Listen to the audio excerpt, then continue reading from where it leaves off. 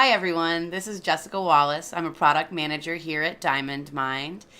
This is the first part of our 4-part series about maximizing your tuition.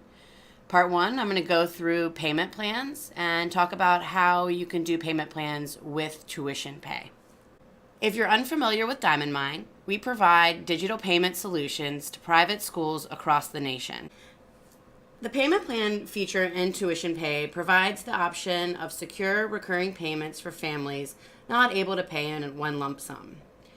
While most schools offer payment plans for at least some of their parents, not all are doing it in the most effective way. Here are the best practices we've found with our current clients. First off, you want to keep all the payments in the same software. Whether your parents are making a payment that's a 1-pay, a 2-pay, or they're signing up for a multi-payment plan, you want to keep them all within Tuition Pay. This makes it easier for parents so that they only have to remember the one place to go, and it also makes it easier for you at the school. Having one software for all online payments means reducing your data duplication, having one place for reporting, and an easier overview of the status of your payments. It's also more effective to have enrollment payments the same place, and to learn more about that, please watch video 2 of the series. The next best practice is to encourage your parents to sign up for automated payment plans. When you use automated plans, it increases on-time payments because it eliminates the need for parents to remember to sign in and make their payment, or to remember to write a check and then make sure that the student actually gets the check to the school. By setting up plan payment reminders to be sent via email, your parent is always prepared. I'll show you how this works within Tuition Pay in just a minute. The last best practice is to enable a transparent payment cycle. By doing this, you're going to be able to spend more time on those special cases that parents have that require more attention. Maybe for the families who are having special financial needs that you need to reach out to directly and focus on. You're going to be able to maintain that relationship with families that's really important for private schools to do, instead of farming that out to somebody else that you don't know is going to speak to them in the way that you would. And it's going to allow parents to choose a plan that really works with their needs. You can provide them with the flexibility that if you choose to, and a parent needs to do something special, not exactly what you have set up now, you can accommodate that through Tuition Pay. It's easy for you at the school to set up the payment plans that you'd like to offer to your parents. I've loaded our Wonderful Day School, which is our demo site for Tuition Pay. I'm now going to go to the admin panel where the school admins will log in to manage Tuition Pay and their parents' payment plans.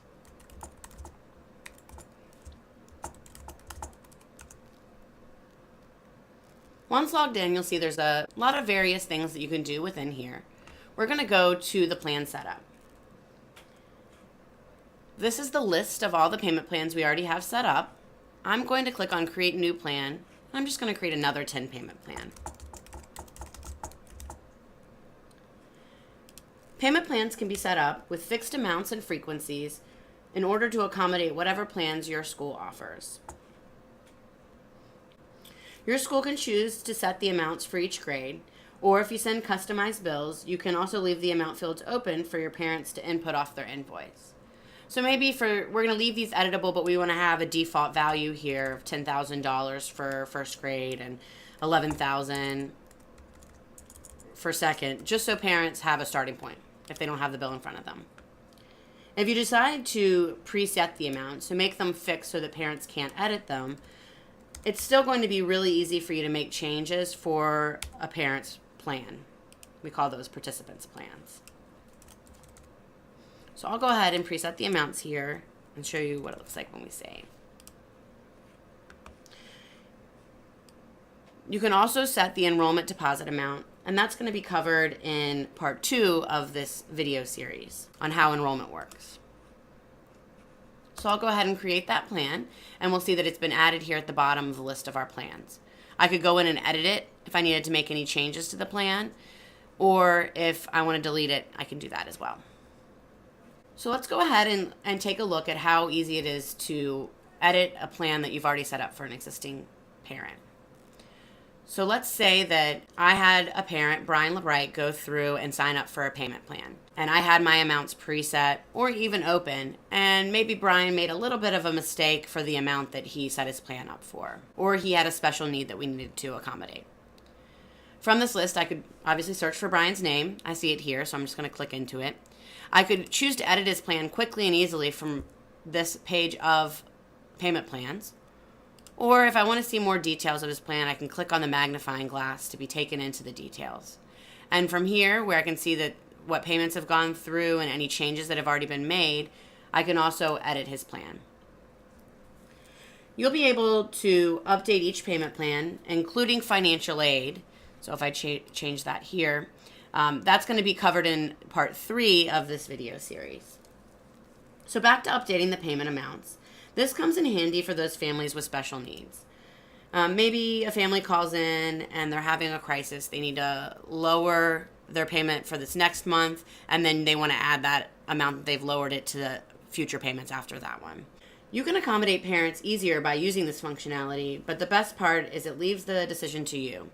You decide if you want to accommodate any parent's special needs or requests, and you protect that relationship with your parents because you're the one that's making the decision and the one that they're communicating with.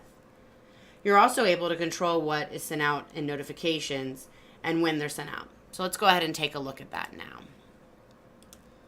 By clicking up here on the notifications, I'm able to edit any of the notifications that are sent out to our parents as the school user.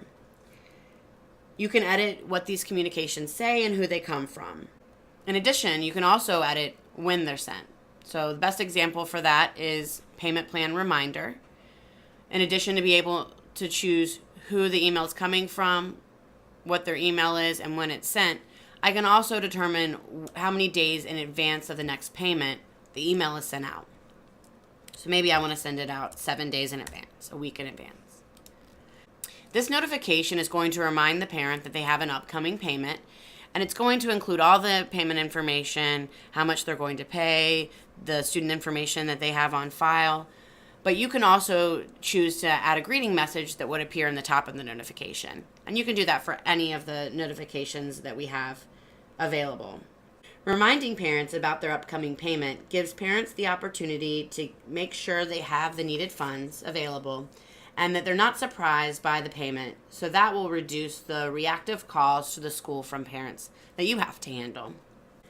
With the added benefits and flexibility payment plans offer both the business office and your families, the choice to add this feature should be an easy one. This software addition comes at no cost to you or the parents enrolling. With this added functionality, you will only see time and cost savings in your business office. If this video spurs interest in learning more about the benefits of payment plans, or go ahead and enable payment plans in Tuition Pay, please contact our client services team. The email address and the phone number are here at the bottom. This concludes part 1 of our video series on maximizing tuition. If you'd like to learn more about how enrollment works within Tuition Pay, please watch part 2.